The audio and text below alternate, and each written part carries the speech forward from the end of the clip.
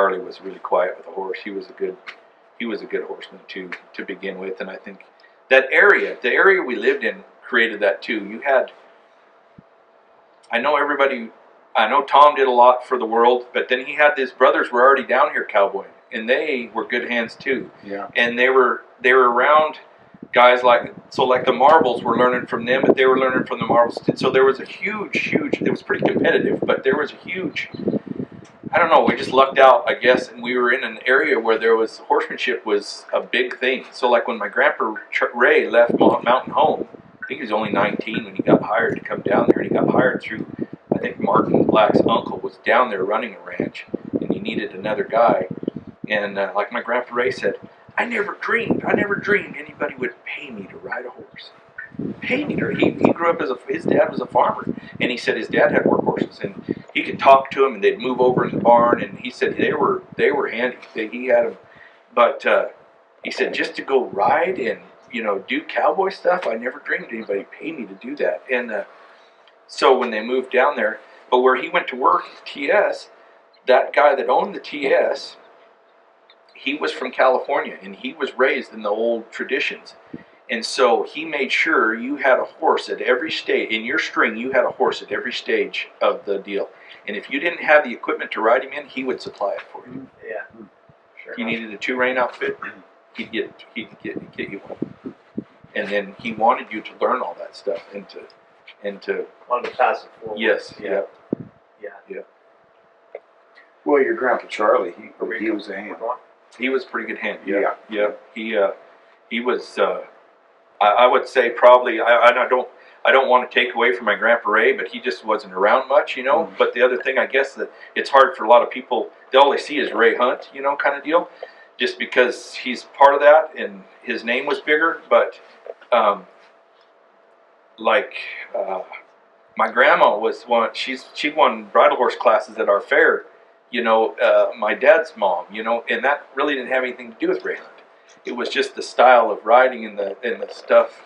She was a good hand. They said she was one of the only ladies that some of those guys would ever let in the rodeer to work cows, like in the fall and stuff. Otherwise, most of the women didn't ride, and they damn sure didn't go in the rodeer and work cattle out. And my grandma Della was one of the only people that they let go in there and work cattle out. But she'd been riding her whole life. She was the youngest of that family, and she'd been riding her whole life around there. She was older than Tom Marvel.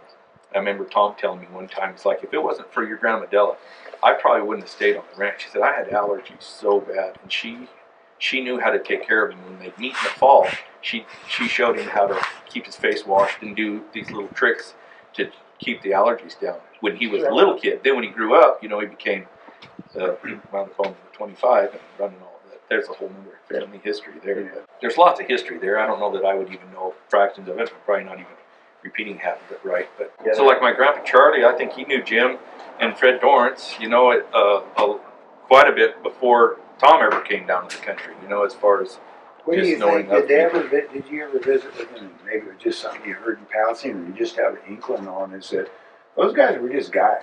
I mean, we got them built up into this, and they were probably. Well, we do that. We seem to idolize lots of people. As far as we seem to do that a lot. And I'm not saying. I think Tom definitely had a God-given gift. I don't know. It was just normal for him. Yeah. But it wasn't for us. And I think Bill Dorrance was another one too. He had a lot of God-given abilities that. But to them, it was just normal, and that's how a lot of people are, they kind of had and I don't know, like they said, Jim Dorrance was a hell of a bronc rider, and his son was really a good bronc rider, but so that makes sense, I guess, why Marvel they hung out with the Marvels type of deal, but it was. I don't know all the details there as far as that goes, but I know Tom was the last of those brothers to come into that area. But I think a lot, has to do with our bent, what kind of character we are like, and I don't know. It's our God-given traits, and so some people mesh better, they learn different, or so they see things through a different lens, you know, as far as that goes. So what I'm seeing may be completely different from what you're seeing. Because if you're seeing things with your heart and your understanding, then you're going to see it at a different angle than what I'm going to get out of it. You know what I mean? And I think so how many siblings do you ever see that are exactly the same? Even twins aren't exactly the same half the time. So you have 4 Dorrance brothers there. They all have their values, their strong points, and then, you know, Tom was super quiet, and I think the times I was around Bill, he was quiet, really friendly, but he was quiet too. They did a lot of, and I never was around Jim or Fred, and I'm pretty sure Fred was maybe even died before I was born, but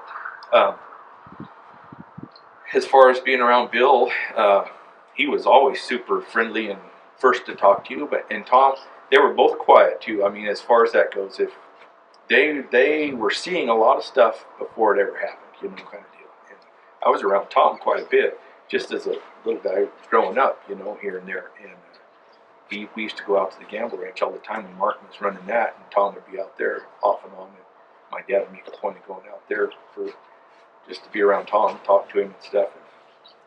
And anyways, it was good growing up. Most of probably what I learned from them, though, was secondhand hearing, you know, as far as that goes. I was around Tom and Tink. They did a clinic there in Spring Creek one time when I was either in high school or something, and I ran out there and hung out for a day or so. You know, the Elko County Fair was kind of the place to be, and before the Snaffle Bit Fraternity and all that even got started. There wasn't really such thing as trainers. Everybody wanted to come to the Elko County Fair, and there's a huge history there. There was a guy that was about 10 years older than my dad that was kind of around the valley all the time. He was kind of an outlaw, but he worked up to 25 for the Marvels for years and then skipped around to different places. But he said when they were back before my dad was probably even showing horses, and he said the Elko County Fair was big then, and all the ranches would bring their wagon in and their cabbies, and those cowboys, everybody'd have their chuck wagon set up, and the cowboys would show almost every horse in one of the competitions or another that they had in their string. Oh, sure. I mean, that was like I think that was an offshoot of Garcia's Charietta and the bullfights and all that stuff.